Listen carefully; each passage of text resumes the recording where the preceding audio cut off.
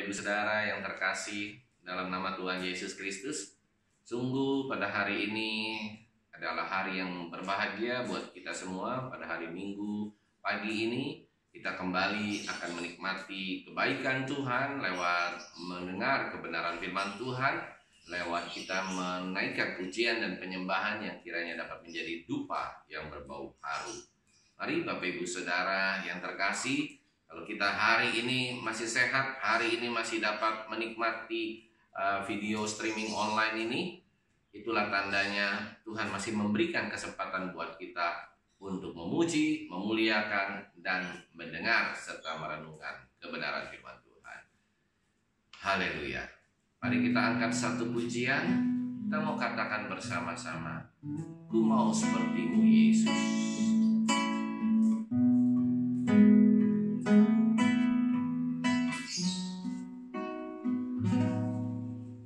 Bagaikan bejana siap dibentuk, demikian hidupku di tanganmu. Dengan urapan kuasa rohmu, ku dibaharui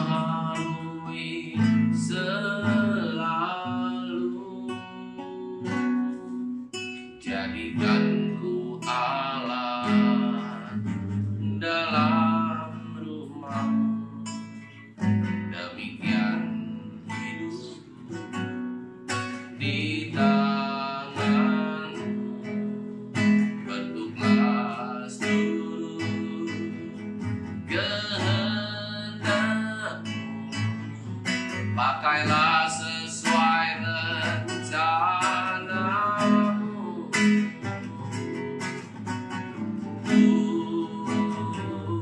Mau sepertimu Yesus, sempurnakan selalu dalam segala jalanku, memuliakan namamu. Ku mau sepertimu Yesus, mau sepertimu Yesus, disempurnakan selalu dalam segenap jalanku, memuliakan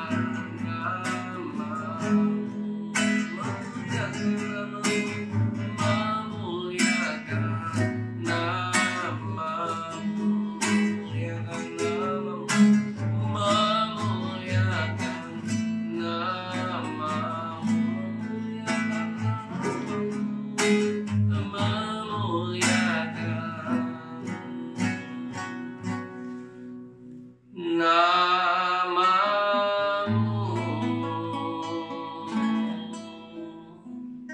Mari Bapak Ibu Saudara, sebelum kita mendengar kebenaran firman Tuhan, kita tundukkan kepala dan kita akan berdoa. Bapa yang baik, Allah Roh Kudus yang luar biasa dalam kehidupan kami, dan Tuhan Yesus Kristus yang telah menebus dosa kami. Pada hari ini Tuhan, biarlah kami semua para pendengar, jemaat yang terkasih GBI Aberta maupun seluruh jemaat dan umat yang mendengar firman Tuhan pada hari ini, kiranya Engkau memberikan Tuhan hikmat daripada Allah turun baik kepada hamba-Mu dan seluruh jemaat. Dan kami juga yakin dan percaya ketika Tuhan yang memimpin ibadah ini, ketika Tuhan yang memimpin penyampaian firman Tuhan ini, maka kami akan dipulihkan, kami akan mendapatkan sesuatu yang baru, dan kami juga akan mendapatkan kekuatan yang selalu baru karena kebenaran firman Tuhan yang melandasi dasar kehidupan kami.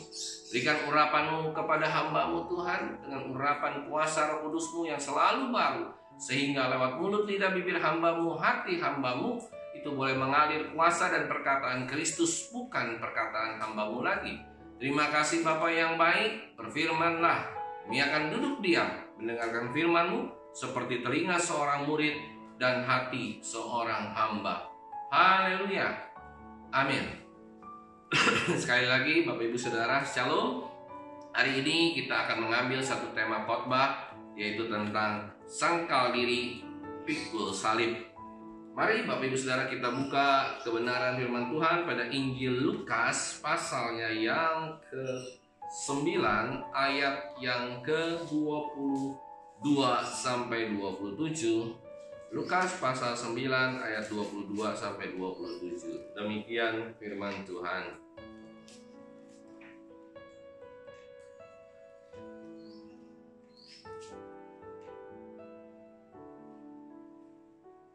Lukas pasal 9 ayat 22 sampai 27. Dan Yesus berkata, Anak manusia harus menanggung banyak penderitaan dan ditolak oleh tua-tua, imam-imam kepala dan ahli-ahli Taurat, lalu dibunuh dan dibangkitkan pada hari ketiga.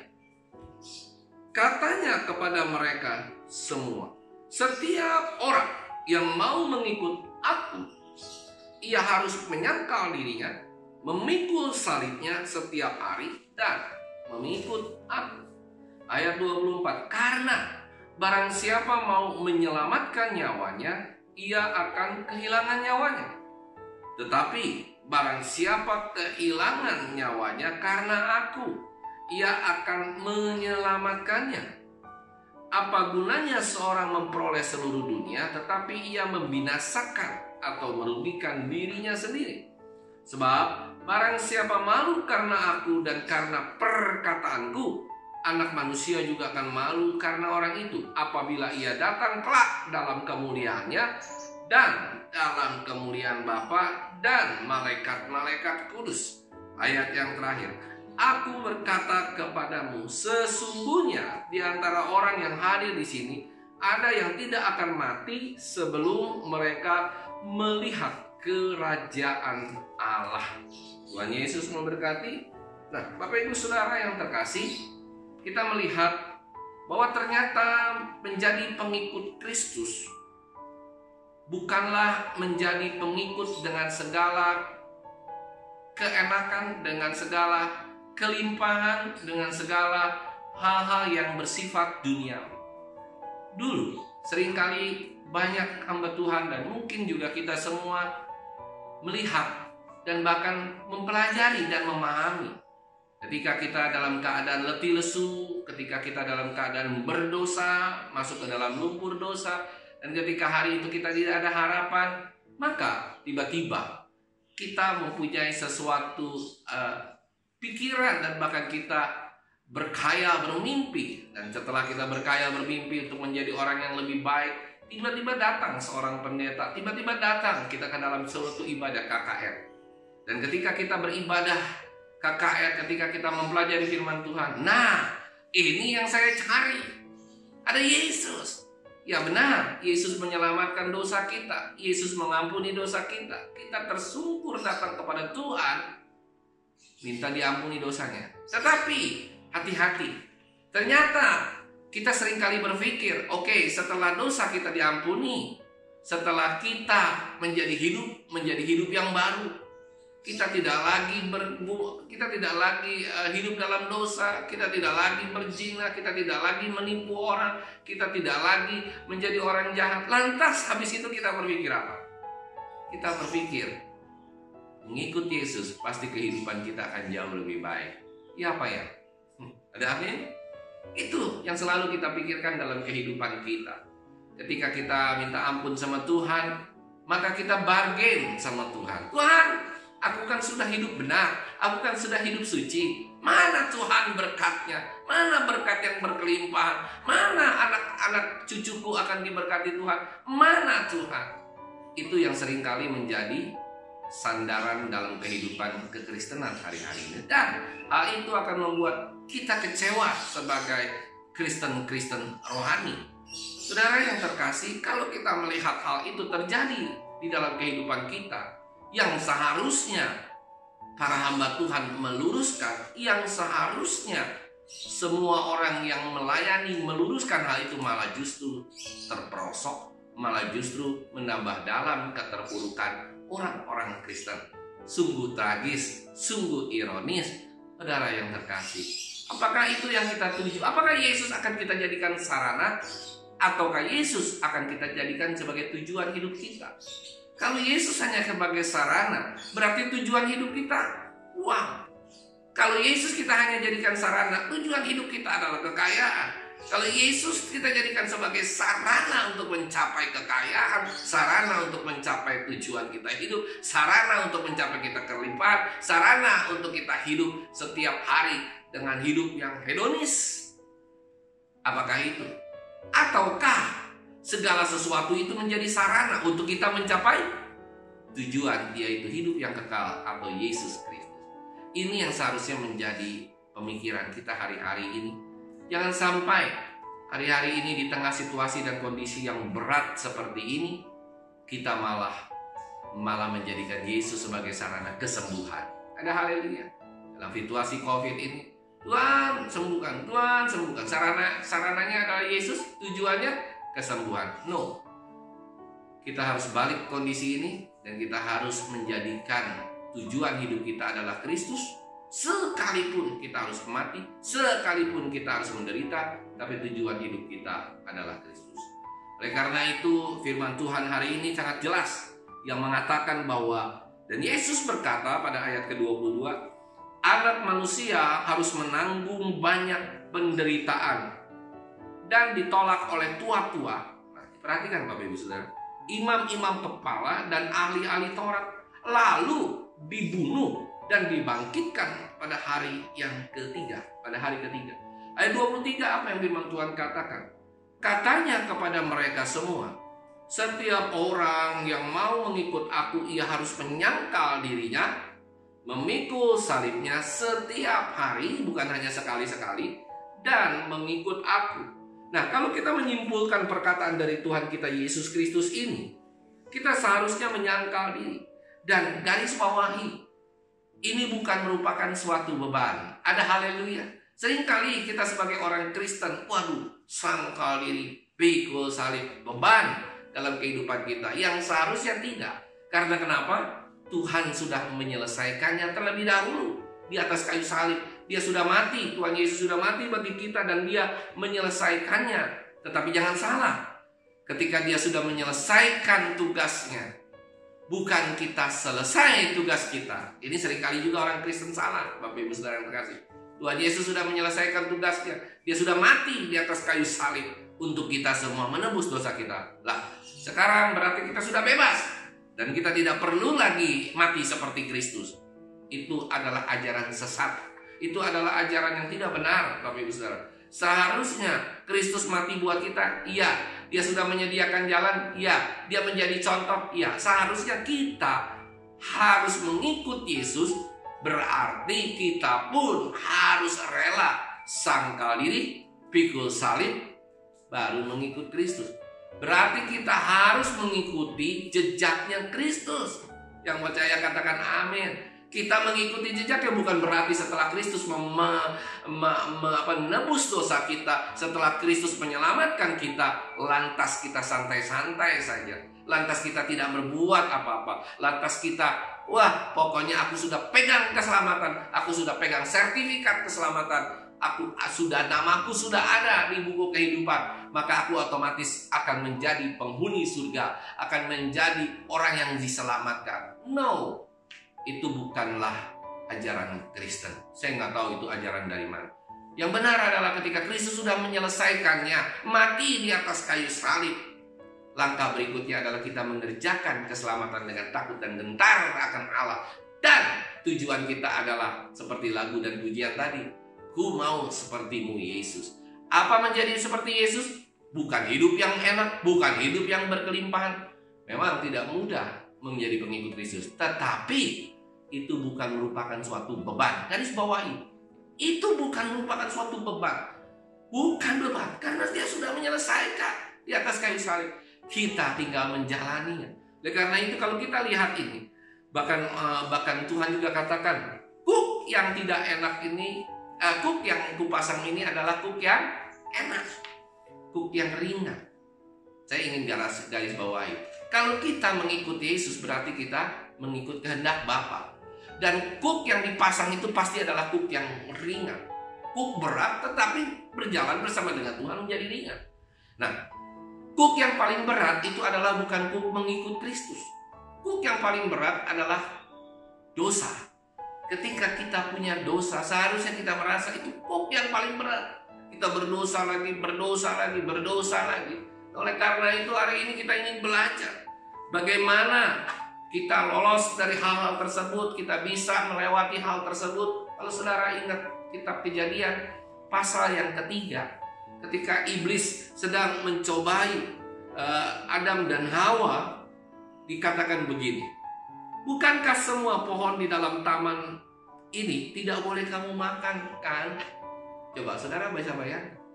Setan dan iblis itu membuat pikiran kita terkecoh. Dia bilang gak semua pohon yang ini gak boleh kamu makan. Padahal hanya ada apa? Hanya ada satu pohon yang tidak boleh dimakan. Sedangkan seluruh boleh dimakan. Hewan boleh dimakan.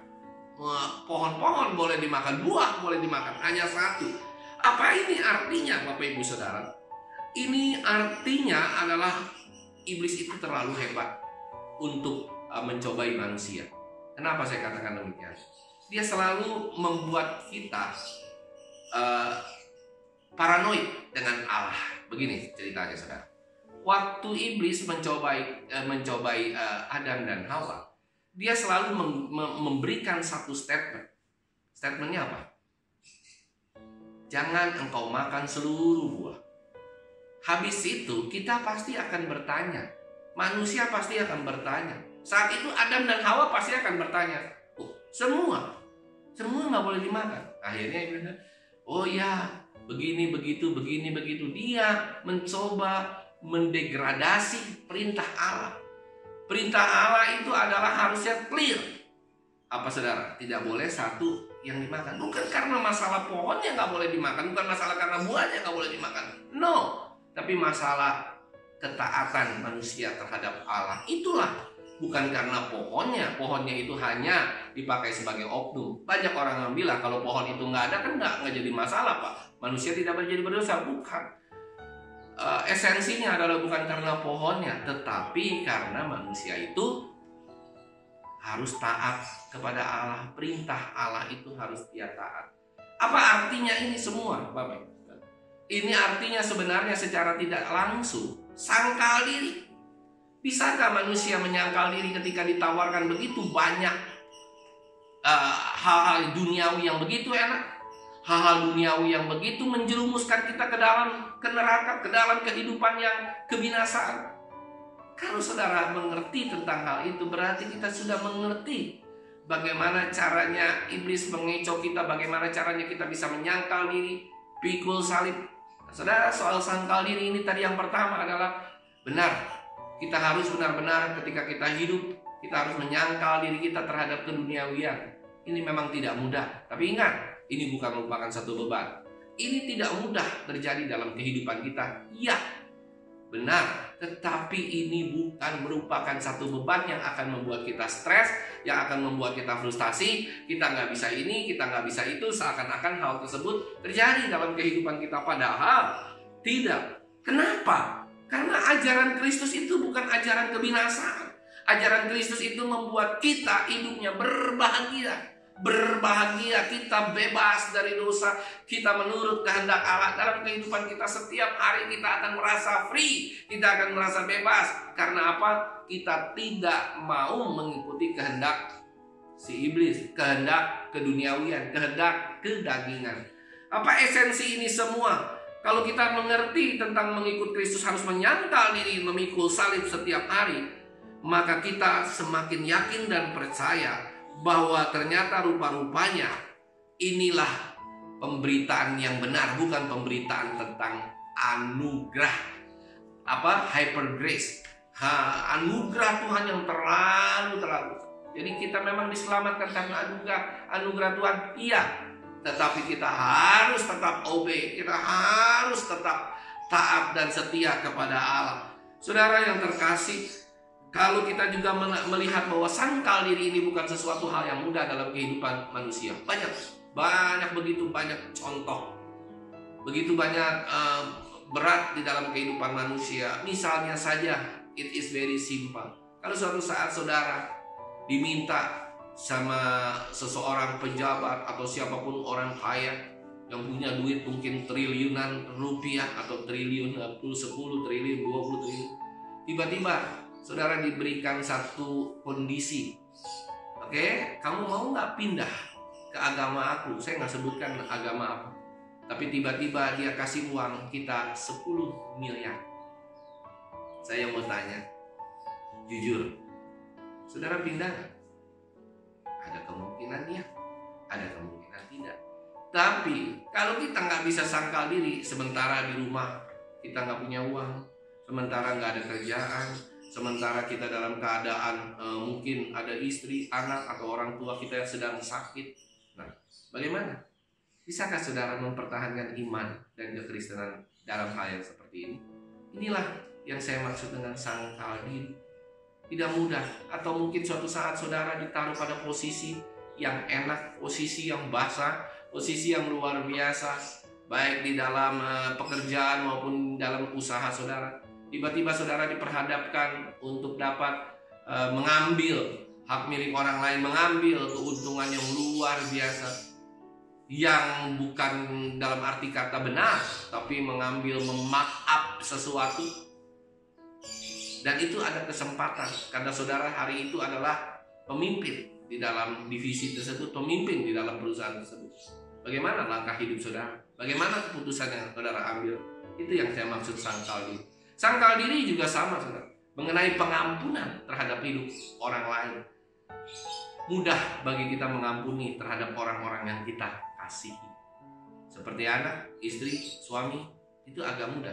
Tapi bagaimana kita bisa bicara soal konsep pengampunan terhadap orang yang kita benci, terhadap musuh kita? Bagaimana kita bicara soal konsep pengampunan kita terhadap orang yang tidak mau dikasihi? Ini lebih berat lagi. Jadi fase kedua, orang yang tidak ini, tapi orang yang tidak mau dikasihi. Bagaimana kita bisa mengasihi orang? Bagaimana kita bisa mengampuni orang yang tidak mau diampuni? Tidak mau diampuni. Saudara yang terkasih, sangkal diri ini bukan merupakan sesuatu hal yang mudah. Tetapi ketika ada Kristus, ketika ada kuasa Roh Kudus dalam hidupmu, engkau akan dimampukan. Kita nggak bisa berjalan dengan diri kita sendiri. Kita nggak bisa berjalan dengan kekuatan kita sendiri. Kita nggak bisa berjalan dengan roh kita sendiri. Tetapi ketika ada kuasa Roh Kudusmu yang menaungi hidupmu, cepat atau lambat, saudara akan bisa, sekalipun tetap diproses untuk sangkal diri ini, tapi satu saat kelak engkau akan mencapai kesempurnaan. Kesempurnaan yang saya maksud bukan sempurna menjadi benar-benar sempurna seperti Tuhan, tetapi kesempurnaan dalam tingkah laku kita menjadi seperti Kristus. Yang saya mau katakan, kesempurnaan ini adalah melakukan kehendak Bapa, melakukan kehendak Bapa. Jadi kalau saudara bisa mengerti tentang konsep ini, maka kita kembali lagi kepada yang semula, sangkal diri. Apa itu sangkal diri tadi? Berarti kita benar-benar menekan kedagingan kita, membuat kedagingan kita itu menjadi berkurang. Dan dalam hal sangkal diri tidak ada cara lain. Ada pertanyaan, ada banyak pertanyaan. Pak, bagaimana saya bisa sangkal diri? Jawabannya hanya satu, firman Tuhan. Kalau saudara setiap hari hidupmu diisi oleh kebenaran firman Tuhan, rohmu diisi oleh kebenaran firman Tuhan, saya yakin dan percaya engkau akan sanggup untuk sangkal diri. Sekalipun tidak langsung saudara bisa menyangkal semua, tetapi satu demi satu saudara belajar, dan kebenaran inilah yang akan menguatkan saudara sehingga saudara dipimpin oleh kuasa Roh Kudus untuk bisa melewati hal-hal tersebut. Ada haleluya. Dan saya mau katakan yang kedua, mengikut Kristus itu bukan hanya sangkal diri, tapi pikul salib. Saudara yang terkasih, kita sering mendengar kalau pikul salib itu ketika kita mungkin diberikan pencobaan, keluarga kita ada yang menderita penyakit kanker, kita mungkin menderita sakit tertentu, mungkin kita juga mendapatkan musibah, dan yang lain-lain. Saya mau katakan itu bukan pikul salib. Dan ketika kita menjadi orang yang miskin, orang yang susah, aduh ini salibku demikian besar, sudah sakit, sudah miskin, sudah segala-galanya. Itu salib yang Tuhan berikan kepada kita, pencobaan yang Tuhan berikan kepada kita.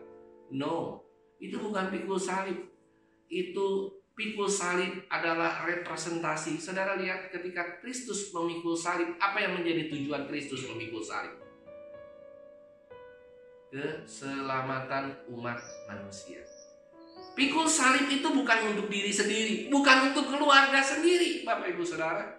Pikul salib itu untuk orang lain, untuk orang di luar, untuk orang-orang di luar, keluarga kita di luar, diri kita sendiri. Jadi pikul salib itu apa, Saudara? Ketika kita sanggup melakukan segala sesuatu yang terbaik bagi orang lain, sama seperti Kristus. Dia bukan saudara kita. Dia bukan saudaranya orang-orang yang begitu banyak, tapi dia berjalan menuju bukit Golgota. Dia pikul salib, sekalipun dia jatuh, dia bangun, dia pikul salib. Sampai ke sana, dia ingin menyelamatkan umat manusia. Demikian juga dengan kita. Bagaimana caranya Bapak Ibu Saudara bisa pikul salib? Kan jadi pertanyaan menarik. Pikul salib itu banyak yang kita bisa lakukan untuk kemuliaan Tuhan. Yang pertama, kita pikul salib, kita bisa memberikan yang terbaik buat sekeliling kita. Baik dalam memberikan secara materi maupun non material. Kenapa saya katakan demikian? Karena bisa menyimpan sedikit dana saudara, menyimpan sedikit yang saudara punya untuk diberikan kepada orang lain. Itu baru pikul salib, saudara. Itu baru dari hal pemberian. Yang kedua, bisakah saudara memberitakan kabar keselamatan, kabar Injil ini kepada sekeliling saudara, baik lewat sosial media kah, baik lewat secara langsung kah? Itu saudara sudah pikul salib. Saudara mempersiapkan firman, saudara mengajar firman. Itu sudah salah satu pikul salib untuk orang-orang lain. Apalagi saudara bisa melakukan hal-hal yang lebih dahsyat lagi, lebih luar biasa lagi. Dan saya yakin dan percaya dalam kehidupan saudara, Tuhan inginkan manusia itu adalah makhluk sosial. Dan ketika manusia itu dijadikan oleh Tuhan makhluk sosial, bukan hanya makhluk sosial, dia hanya bisa berinteraksi, ngobrol, dan yang lainnya. Tetapi sesama manusia harus saling membantu. Ada orang kesusahan, ada orang kebanjiran, ada orang kena bencana, ada orang kena virus COVID-19 dan yang lainnya.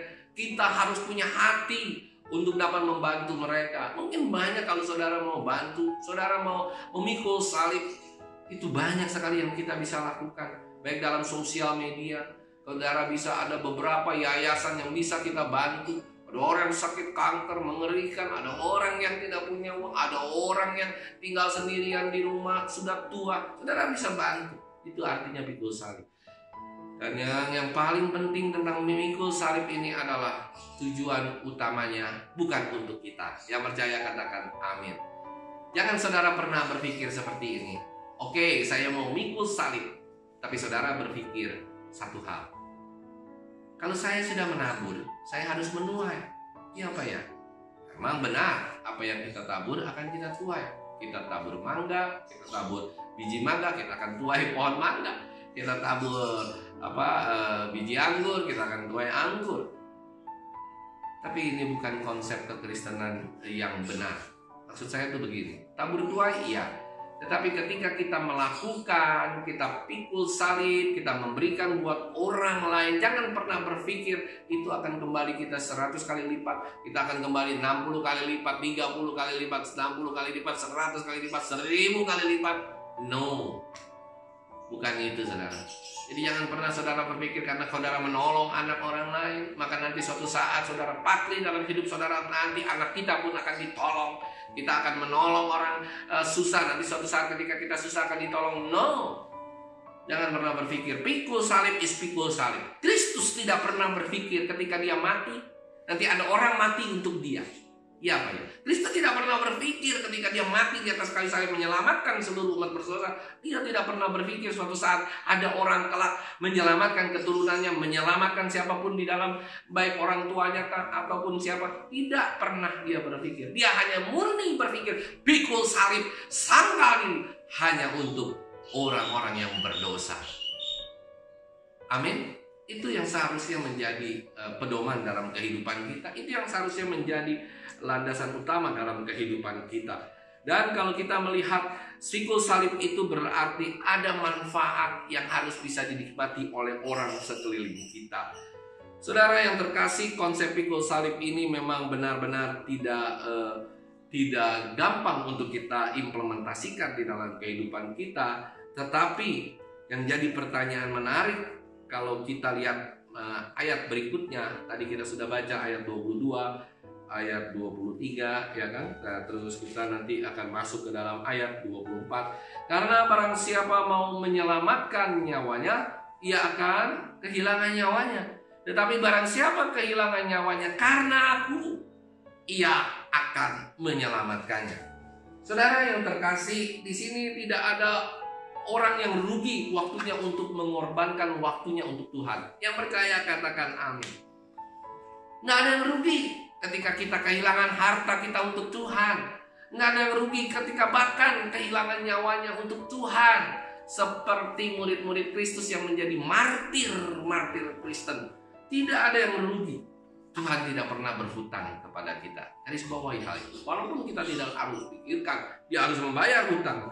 Saudara yang terkasih, jadi kalau kita melihat bahwa kita ketika kita menyelamatkan, kita rela untuk kehilangan nyawa kita, berarti dengan secara tidak langsung kita akan mendapatkan nyawa kita. Tetapi ketika kita mau menyelamatkan nyawa kita, maka kita dengan otomatis akan kehilangan nyawa kita.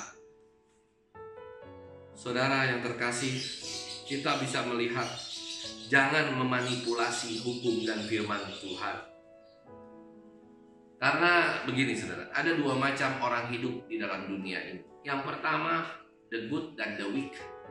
Pertama, orang benar itu melihat dunia dan segala sesuatu ada di dalamnya adalah sebagai sarana yang tadi saya bilang.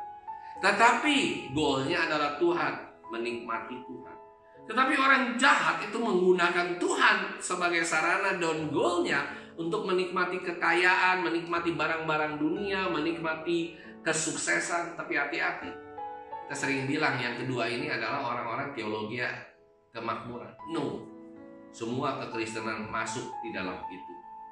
Bahkan mungkin kita sendiri itu sudah mengalami hal tersebut. Berhati-hati saudara.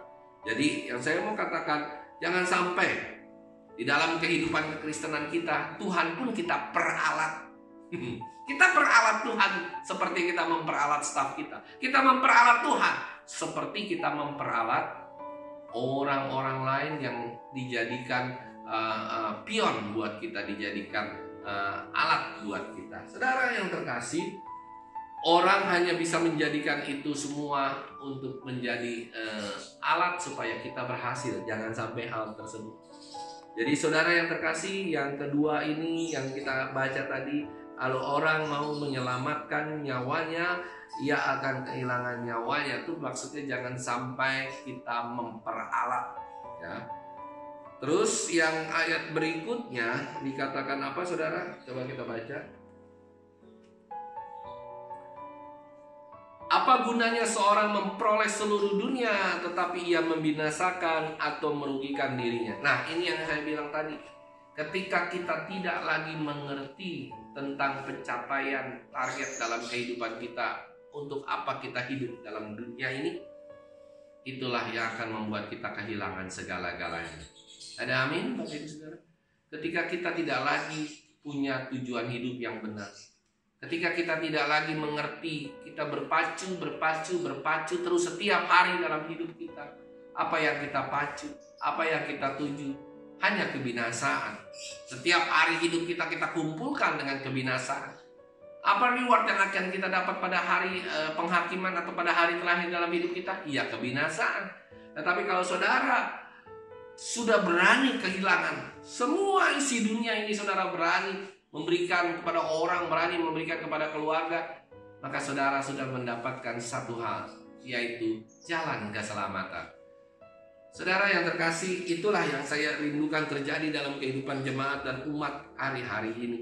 Saya rindu agar kita tidak menjadikan Tuhan sebagai harta untuk kita mencari kekayaan. Kita tidak menjadikan Tuhan sebagai alat untuk kita memiliki kemudahan hidup. Kita tidak menjadikan Tuhan untuk membuat hidup kita menjadi lebih baik, lebih enak, lebih luar biasa. Amin. Kita tetap sangkal diri, pikul salib, baru mengikut Kristus. Dan dengan itu maka kita secara otomatis akan menyelamatkan nyawa kita sendiri dengan menukar segala keduniawian kita dengan hal-hal batiniah atau hal-hal surgawi. Itu yang kita rindukan terjadi buat kehidupan jemaat hari-hari ini. Ada amin? Biarlah kita terus lanjut ke ayat 27, 25, sudah 26. Sebab barang siapa malu karena aku dan karena perkataanku, anak manusia juga akan malu karena orang itu. Apabila ia datang kelak dalam kemuliaannya dan dalam kemuliaan Bapa dan malaikat-malaikat kudus. Yang paling penting ayat 27. Aku berkata kepadamu, sesungguhnya di antara orang yang hadir di sini ada yang tidak akan mati sebelum mereka melihat kerajaan Allah. Maksudnya di sini jangan sampai salah. Bukan maksudnya kita itu tidak akan mati sebelum kerajaan Allah datang. Bukan. Kerajaan Allah itu sebenarnya sudah ada di dalam dunia ini. Sudah ada di dalam kehidupan kita di dunia ini. Tinggal kadarnya. Sudahkah saudara merasakan kerajaan Allah di dalam dunia ini? Kalau belum, berarti saudara tidak mengerti tentang konsep kekristenan. Sebenarnya secara tidak langsung dengan hidup saudara punya keluarga, damai, sejahtera, sukacita, saling membantu, saling menolong, saling care. Kehidupan di sekeliling kita, tetangga-tetangga kita, kehidupan di jemaat, gereja kita saling membantu, saling damai, sejahtera, kita bisa saling berkolaborasi dengan baik. Itu sudah menghadirkan kerajaan Allah di dalam dunia ini. Ada amin, saudara? Kerajaan Allah itu bukanlah sesuatu hal yang harus kita tunggu kedatangannya nanti. Sekarang pun kita sedang menikmati sebagian kerajaan Allah. Tapi ada orang-orang tertentu juga sedang menikmati kerajaan iblis. Mereka berpesta pora, mereka mencari jalannya sendiri, mereka membuat hal-hal yang menurut mereka bisa untuk menghadirkan kekayaan dalam kehidupan mereka. No, jangan hal itu yang kita tuju. Tetapi kita lebih mewaspadai hal tersebut. Karena apa, saudara? Karena kita ini harusnya sudah bisa menikmati kerajaan Allah.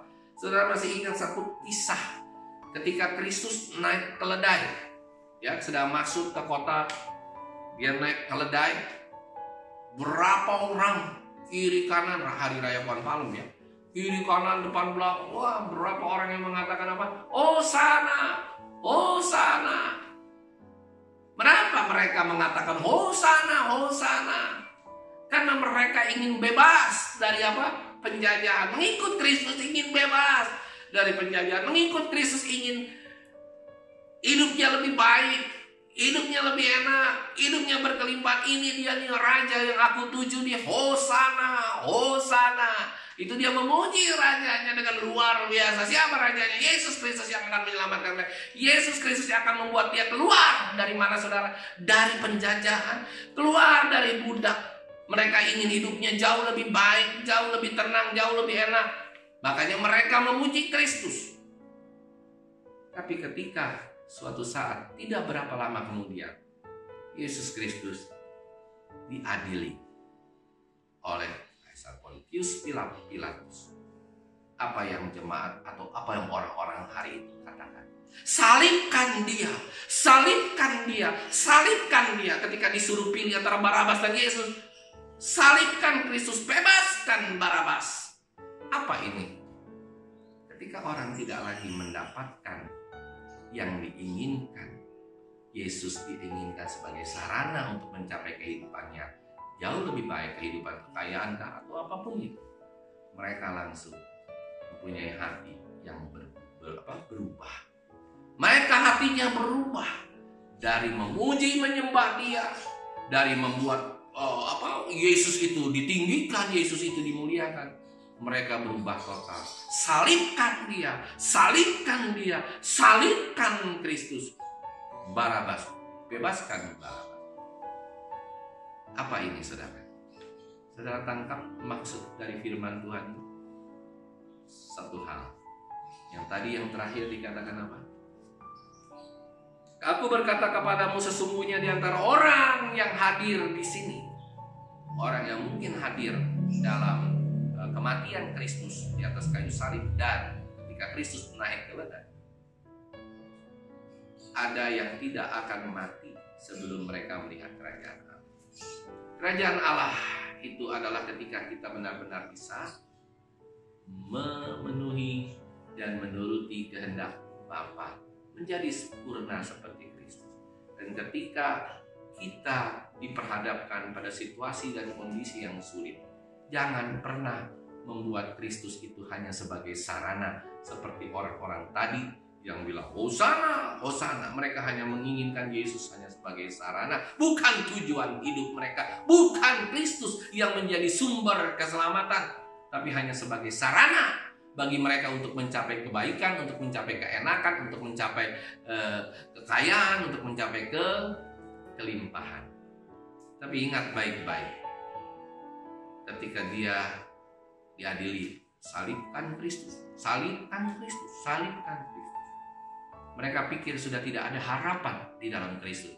Makanya lebih baik kamu mati, Tuhan. Lebih baik kamu mati, Kristus. Aku tidak lagi mau mengikut Kristus. Karena apa?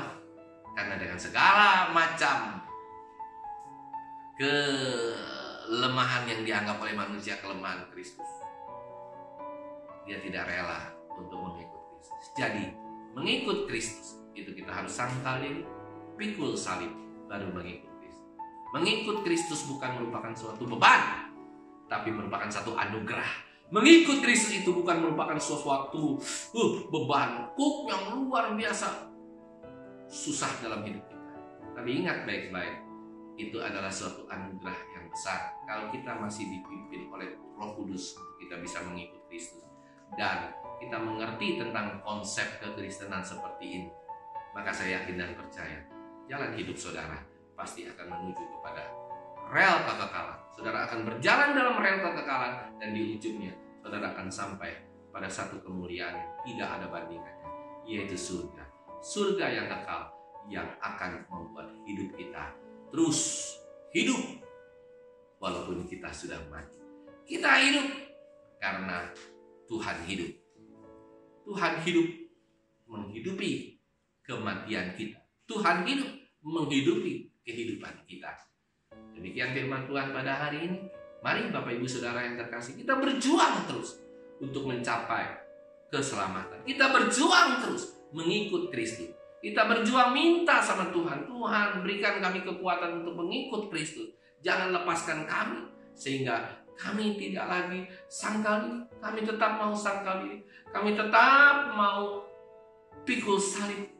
Dan di ujungnya kita mengikut Kristus dengan cara yang benar.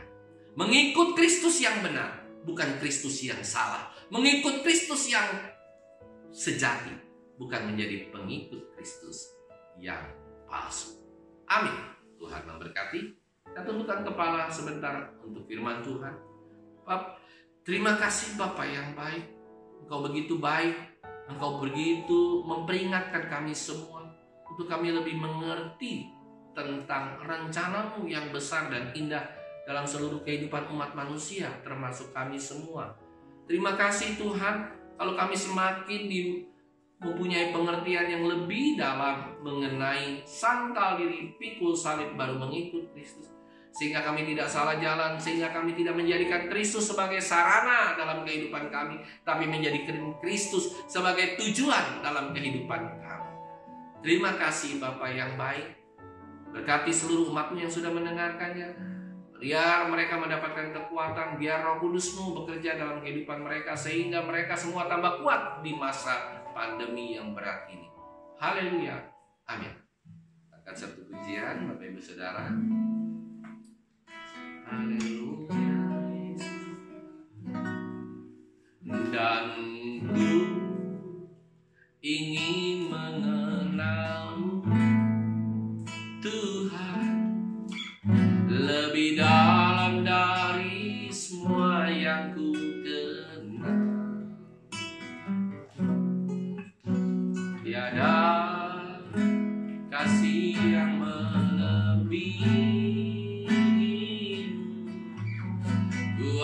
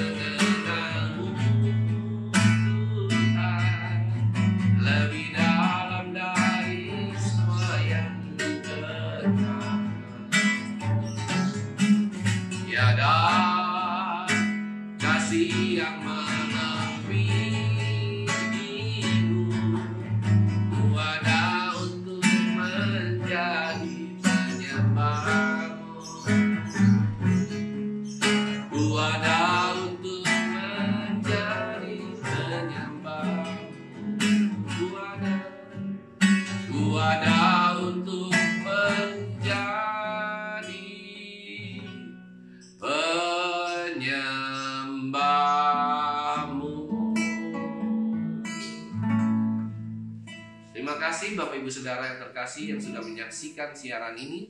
Minggu depan pada jam yang sama, jam 10, kita kembali akan menikmati ibadah online ini.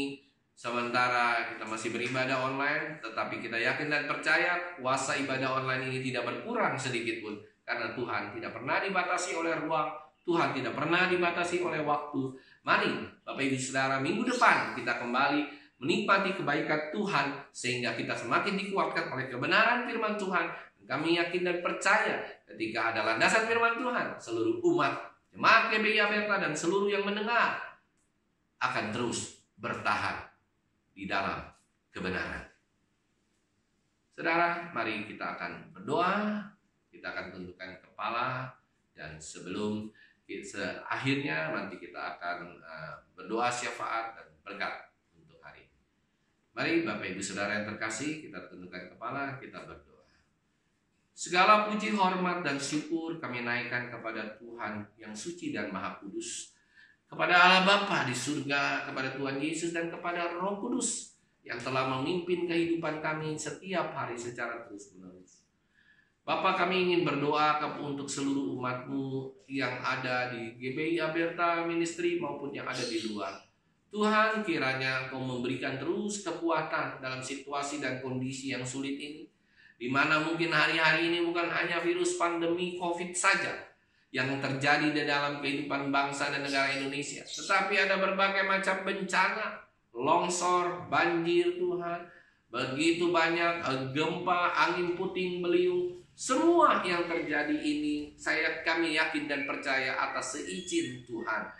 Oleh karena itu biarlah orang-orang benar maupun orang-orang yang belum benar yang ingin bertobat, Tuhan pertobatkan mereka selagi masih ada kesempatan, selagi mereka masih bisa bertobat. Tuhan tolong mereka semua Tuhan, agar mereka boleh menikmati surga yang kekal pada satu saat. Bapa yang baik, kami berdoa berikan kekuatan ekstra ganda kepada seluruh umat-Mu Tuhan. Biarlah Tuhan apapun yang terjadi, Tuhan terlalu tahu bagaimana cara dan metodenya untuk dapat menolong kami. Kami serahkan sepenuhnya ke dalam tangan Tuhan. Bapa, kami juga berdoa bagi seluruh umat-Mu GBI Aberta dan juga jemaat-Mu di luar sana Tuhan. Kami berdoa agar mereka semua yang mungkin hari-hari ini sedang sulit secara ekonomi, Tuhan berikan jalan keluar yang terbaik. Engkau akan mencarikan jalan keluar yang terbaik, mencarikan pekerjaan, mencarikan bisnis, mencarikan apapun. Karena landasan hidup kami bukan uang, tetapi Tuhanlah yang menjadi tujuan hidup kami. Tuhan tolong sementara mereka berkesulitan, Tuhan buka jalan keluar yang terbaik. Bapa, begitu juga dengan para umat-Mu GBI Aberta Ministry yang mungkin sedang terbaring sakit di rumah sakit, sedang terbaring di rumah sedang sakit, siapapun itu Tuhan yang kami tidak sebutkan namanya satu persatu, hari ini kami berdoa di dalam nama Tuhan Yesus Kristus, dengan darah Yesus Kristus, dengan bilur-bilurnya mereka dijamah, dipulihkan dan disembuhkan dalam nama Tuhan Yesus Kristus. Tapi bukan kehendak kami yang jadi, tapi kehendak Tuhanlah yang jadi untuk kesembuhan mereka semua. Kami juga berdoa Tuhan untuk seluruh tim youth yang ada di GBI Aberta. Kau berikan semangat, Kau berikan on fire untuk mereka kembali bernyala-nyala di dalam melayani Tuhan, di dalam berfellowship, di dalam berkomunitas antara youth. Biarlah mereka boleh semakin bertumbuh di dalam kebenaran, karena itulah yang menjadi kerinduan dalam kehidupan kami. Begitu juga dengan anak-anak sekolah minggu yang ada di GBI Aberta Tuhan. Kau juga tolong memberikan pengajaran lewat media online yang akan dilaksanakan Tuhan. Biarlah Tuhan membimbing mereka sehingga mereka juga boleh menjadi anak yang selalu takut akan Allah dan hormat akan orang tuanya. Kami juga terus berdoa Tuhan bagi pemerintahan kami, presiden, wakil presiden, sampai ke pemimpin daerah-daerah. Berikan mereka kekuatan Tuhan, agar mereka boleh sanggup melewati ini semua. Berikan ketegaran hati Presiden Jokowi Tuhan, agar berikan hikmatnya, agar Jokowi ini juga boleh mempunyai hikmat untuk memimpin bangsa ini. Begitu juga dengan virus COVID ini Tuhan, biarlah antivirus atau vaksin yang sudah ditemukan boleh didistribusikan dengan baik Tuhan, dan boleh mengalahkan virus ini dalam nama Tuhan Yesus Kristus. Terakhir kami ingin berdoa bagi seluruh tim yang sudah berjeri lelah untuk dapat melayani video online ini Tuhan. Biarlah apapun yang mereka perbuat boleh menjadi berkenan di hadapan Tuhan. Terima kasih Bapa yang baik. Biarlah Tuhan sebelum kami akhiri ibadah ini, kami siap menerima berkat ya Tuhan. Bapak Ibu Saudara yang terkasih, dalam nama Tuhan Yesus Kristus, terimalah berkat daripada Allah Bapa, persekutuan daripada Allah Roh Kudus, dan kasih sayang daripada Tuhan Yesus Kristus yang akan menaungi seluruh jalan masuk keluar kehidupan kami, pekerjaan kami, usaha kami, pelayanan kami, pendidikan kami, dan apapun yang kami lakukan yang terbaik bagi Kristus sampai Kristus Yesus datang yang kedua kali. Terima kasih Bapa Surgawi, Tuhan Yesus memberkati. Amin.